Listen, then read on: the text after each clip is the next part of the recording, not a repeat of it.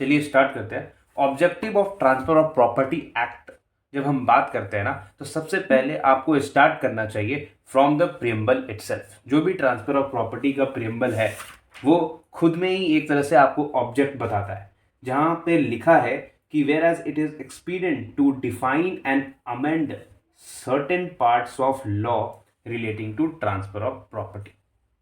ठीक है, तो इसका ऑब्जेक्ट क्या है? एक तो डिफाइन करना, ठीक है, ये क्लैरिफाई करेगा, एक मीनिंग देगा कि ट्रांसफर ऑफ प्रॉपर्टी का मतलब क्या है। ठीक है, एक मीनिंग देना। एक बार मैं आपको यहाँ पे दिखा देता हूँ, right. Whereas it is expedient to define, ठीक है, तो एक मीनिंग देना कि ट्रांसफर ऑफ प्रॉपर्टी का मतलब क्या है। एंड अमेंड मतलब कि to make changes in some of the rules which at the time of regulating the transfer of property by act of parties। ठीक है, यहाँ पे लिखा भी है by relating the transfer of property by act of the parties, कि parties के द्वारा जो ट्रांसफर किए जाएंगे, राइट, उस चीज को हम अमेंड करेंगे और उस चीज को बताएंगे कि वो ट्रांसफर ऑफ प्रॉपर्टी है क्या। यही इस एक्ट का एक ऑब्जेक्टिव है। ठीक है, अगर हम फिर बात करें मैंने ये बिफोर 1882 क्यों लिखा है, क्योंकि देखिए ये एक्ट जो है ना, ये 1882 में आया है। ठीक है, तो इससे पहले क्या होता था, इसी के बारे में हम यहाँ जानेंगे। तो 1882 के पहले क्या प्रॉपर्टी नहीं ट्रांसफर होता था क्या? प्रॉपर्टी तब भी ट्रांसफर होता था 1882 के पहले भी, राइट। और जैसे हम जानते हैं कि कॉन्ट्रैक्ट कब आया है, कॉन्ट्रैक्ट आया है 1872 में आया है, इंडियन कॉन्ट्रैक्ट एक्ट, राइट। लेकिन ये तो इंडियन कॉन्ट्रैक्ट एक्ट है, कॉन्ट्रैक्ट से डील करता है। क्या ट्रांसफर के रिस्पेक्ट में कोई भी लॉ था क्या हमारे पास? नहीं था, राइट। तो क्या होता था, क्या फॉलो किए जाते थे? तो देखिए, जो जो पर्सनल लॉज हुआ करते थे, जो भी पर्सनल लॉ है, तो जिनके जिनके पास पर्सनल लॉ थे प्रॉपर्टी से रिलेटेड, जो ट्रांसफर करने, प्रॉपर्टी ट्रांसफर की बातें करते थे, वो तो उससे गवर्न होते थे। और जिनके पास नहीं होता था वो प्रिंसिपल से गवर्न होते थे। कौन सा प्रिंसिपल? ठीक है, ठीक है, कौन सा प्रिंसिपल से गवर्न होते थे? जस्टिस, मतलब sorry, not justice, equity and good conscience वाले प्रिंसिपल।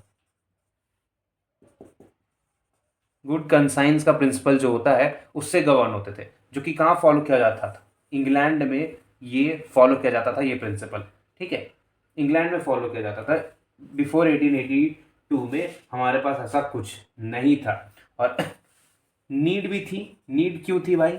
नीड इसलिए थी कि कोई भी स्पेसिफिक लॉ हमारे पास नहीं था, प्रोविजन नहीं था जो ट्रांसफर से डील करे। ठीक है, जो कि मोस्टली ट्रांसफर से डील करे, ऐसा कोई स्पेसिफिक इनेक्टेड लॉ नहीं था हमारे पास। That was also another objective. ठीक है, कि क्यों जरूरत पड़ा टीपीए को लेके आने का। एक तो प्रियम्बल इटसेल्फ उसका एक ऑब्जेक्टिव बता देता है, दूसरा ये रीजन बता दिया बिफोर 1882 क्या जरूरत पड़ गया। और इक्विटी का प्रिंसिपल फॉलो करते थे इंग्लैंड में पहले, और उसी चीज़ को इंडिया में भी लागू, मतलब लागू क्या, अप्लाई करके केसेस को सॉल्व किया जाता था। ठीक है, वही इक्विटी और गुड कंसाइंस के प्रिंसिपल को फॉलो करके सॉल्व किया जाता था इंडियन केसेस को। तो ये जो मैंने फोर्थ पॉइंट लिखा है ना, but on application of English equity to Indian cases, but इसीलिए लगाया है क्योंकि ये जो चीज़ थी ये फेल होती दिख रही थी, फेलियर हो रहा था ये प्रिंसिपल ऑफ इक्विटी और good conscience in Indian scenario में। इंडियन सिनेरियो में अब क्वेश्चन आएगा क्यों भाई, क्यों फेल हो रहा था? तो बढ़िया चीज़ है, इक्विटी है, गुड कंसाइंस है, बिकॉज वी ऑल नो कि इंडिया एक डाइवर्स नेशन है। ठीक है, डाइवर्सिफाइड नेशन है, अलग अलग रिलीजन के लोग रहते हैं। ठीक है, उनके अपने अपने क्या पर्सनल लॉज हैं। ठीक है, तो बहुत कन्फ्लिक्ट वगैरह भी अराइज होते थे, और ये प्रिंसिपल ऑफ इक्विटी और गुड कंसाइंस फॉलो करके जो भी ज्यूरीज जजमेंट देते थे वो क्या होते थे, वो कॉन्ट्राडिक्ट करते थे एक दूसरे से बहुत ज़्यादा। किसी केस में, केस मान लीजिए केस 1 है उसमें कुछ और बोल दिया, केस 2 है उसमें कुछ और बोल दिया, तो अलग अलग ओपिनियन आता था जो कॉन्ट्राडिक्ट करता था। इसलिए यहाँ पे तो फेलियर दिख रहा था, इसलिए ज़रूरत पड़ा हम लोग को ट्रांसफर ऑफ प्रॉपर्टी एक्ट का। ठीक है, तो this was the basic reasons कि why we need transfer of property act. ठीक है, कॉलेज में हमेशा पूछा जाता है, तो आप इन पॉइंट्स पे अपना ये बात रख सकते हो, ये रीजन वैलिड कर सकते हो कि क्या जरूरत पड़ी हमें टीपीए की, राइट। अब देखिए इनका जन्म कैसे हुआ टीपीए का। तो फर्स्ट लॉ कमीशन जो है उसने क्या किया था, ड्राफ्ट किया था। ठीक है, फर्स्ट लॉ कमीशन ने ड्राफ्ट किया था। तो ये जो फर्स्ट लॉ कमीशन है ना उसने ड्राफ्ट किया, राइट। सेकंड लॉ कमीशन आई और रिवाइज की, ये जो फर्स्ट ड्राफ्ट था उसको रिवाइज की, पर कुछ हुआ नहीं। थर्ड लॉ कमीशन आई और इसने फर्स्ट वाले ड्राफ्ट को क्या किया, रिवाइज किया, फर्स्ट वाले ड्राफ्ट को रिवाइज किया, एंड उसके बाद जन्म हुआ हमारा ट्रांसफर ऑफ प्रॉपर्टी एक्ट। ठीक है, these were the basic objective of transfer of property act. The objective क्या, एक तरह से रीजन कि why transfer of property act come into picture, right. एक हमेशा एक बहुत ज़्यादा इंपॉर्टेंट क्वेश्चन पूछा जाता है कि भाई जब we have Indian contract act, right, तो क्या जरूरत पड़ गई टीपीए की, टीपीए को लाने की जरूरत क्यों पड़ गई। तो ठीक है, तो इसका आंसर ये है कि इंडियन कॉन्ट्रैक्ट एक्ट जो है ये एक वेल सेटल्ड लॉ था पहले, ठीक है, लेकिन हमें ऐसे लॉ की ज़रूरत थी जो एक तो इमूवेबल प्रॉपर्टी से डील करे, ठीक है, इमूवेबल प्रॉपर्टी से डील करे और ट्रांसफर से डील करे मेनली बिटवीन लिविंग पर्सन, ठीक है, लिविंग पर्सन, ठीक है, वहाँ पर्सन क्या होना चाहिए, लिविंग होने चाहिए। ये मेन डिफरेंस था। जो हमारे पास पर्सनल लॉज थे उसमें विल का बात करते थे, इंटर स्टेट अगर कोई मर जाता है, ठीक है, तो उसका सक्सेशन का बात करते थे। ठीक है, तो इन सब चीज़ों से डील करने के लिए हमारे पास पैरेलल जो थे लॉ थे, ठीक है, पैरेलल लॉ थे। लेकिन ट्रांसफर से, ये टी जो है ना, ट्रांसफर से रिलेटेड हमारे पास कोई भी पैरेलल लॉ नहीं था। That's why we need transfer of property act. और इंडियन कॉन्ट्रैक्ट एक्ट से रिलेटेड भी हमारे पास पैरेलल लॉ थे पहले, पर ट्रांसफर से रिलेटेड नहीं थे। That's was the basic reasons. ठीक है, बाकी अगर कोई पूछे कि ऑब्जेक्ट क्या है, ऑब्जेक्ट क्या है, तो इसका मैं एक अटैचमेंट लगा दूंगा वीडियो के साथ ही, शायद अभी आ भी रहा होगा, राइट। ये ऑब्जेक्ट आप वहां से नोट डाउन कर सकते हैं। So hello guys, come back again. अब हम देखते हैं कि स्कोप क्या है इस एक्ट का, मतलब हमारा टीपीए का स्कोप क्या है, राइट। पहला, आप ये स्क्रीनशॉट ले सकते हो, राइट, इसको हम डिटेल में भी देखेंगे, लेकिन आप स्क्रीनशॉट ले सकते हो। ये पॉइंट्स है मेनली नॉट एग्जॉस्टिव, ये एग्जॉस्टिव नहीं है, ठीक है। क्या हमने जो ये देखा था इसका प्रेम्बल, कहीं कॉन्सोलिडेट वर्ड लिखा था क्या, नहीं लिखा था। और वैसे आप जब ये रीड भी करोगे टीपीए तो आपको नहीं मिलेगा और नहीं लगेगा कि ये एग्जॉस्टिव है, सेल्फ सफिशिएंट नहीं ना है। ये हमें रजिस्ट्रेशन एक्ट इसमें कवर करना होता है, सॉरी, इसमें रजिस्ट्रेशन, ठीक है, रजिस्ट्रेशन एक्ट से डील करना होता है, ठीक है, या फिर इन sometime Indian contract act applicable होता है, राइट। इसलिए ये एग्जॉस्टिव तो नहीं है, राइट। दूसरा पॉइंट क्या बोला है कि transfer by operation of law exclude करता है, मतलब एक्सक्लूडेड है। जैसे कि आपने अगर पहला इंट्रो वाला वीडियो देखा होगा तो उसमें मैंने काइंड बताया है कि ये ट्रांसफ़र जो है ना, ट्रांसफ़र के दो तरीके हैं, बाई एक्ट ऑफ पार्टी और दूसरा by operation of law, by operation of law. ये दो तरीके से प्रॉपर्टी ट्रांसफ़र की जा सकती है। तो वही सेकंड वाला जो पॉइंट है ना, ये बोलता है कि transfer by operation of law ये एक्सक्लूडेड है, ये ट्रांसफ़र ऑफ प्रॉपर्टी इसको गवर्न नहीं करता। ये दूसरा स्कोप हो गया, राइट।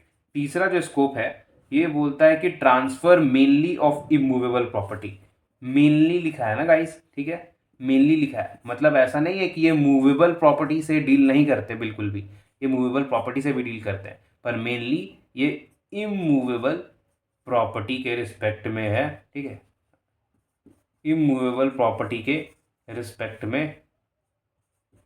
है, ठीक है, ये जो एक्ट है, राइट। इसमें अगर आप समझने के लिए देखोगे तो सेक्शन 5 से लेके 37 तक जो है ना, ये दोनों का बात करता है, मूवेबल एंड इमूवेबल, ठीक। लेकिन फिर 38 से लेके जो 53A तक है, ये बस बात करता है इमूवेबल प्रॉपर्टीज़ के बारे में, राइट, PROPS। जो हमारा स्कोप है fourth point, that is Muslim law. ये मुस्लिम लॉ क्यों लिखा है, क्योंकि मुस्लिम लॉ इसलिए लिखा है ना इसकी मुस्लिम लॉ, क्योंकि इसमें चैप्टर 2 जो आप देखोगे, चैप्टर 2, ये जो पार्ट है ना, ये चैप्टर 2 है, ये मुस्लिम लॉ पे नहीं लगता है, राइट, मतलब इसमें बहुत सारे ऐसे ऐसे सेक्शंस आपको मिलेंगे जो नहीं लगता है मुस्लिम लॉ पे, प्रिवेल कर जाता है मुस्लिम लॉ। और दूसरा है गिफ्ट का जो प्रोविज़न है, गिफ्ट का प्रोविज़न वो भी मुस्लिम लॉ पे नहीं लगता, मतलब मुस्लिम्स पे नहीं लगता है। क्यों? उनमें एक वो चलता है, हिब्बा का कंसेप्ट है मुस्लिम्स में। ठीक है, मुस्लिम्स में क्या है, हिब्बा का कंसेप्ट है, हिब्बा का कंसेप्ट है, इसलिए वो वहाँ नहीं चलता है। नेक्स्ट जो है 5वां पॉइंट, दैट इज सेविंग।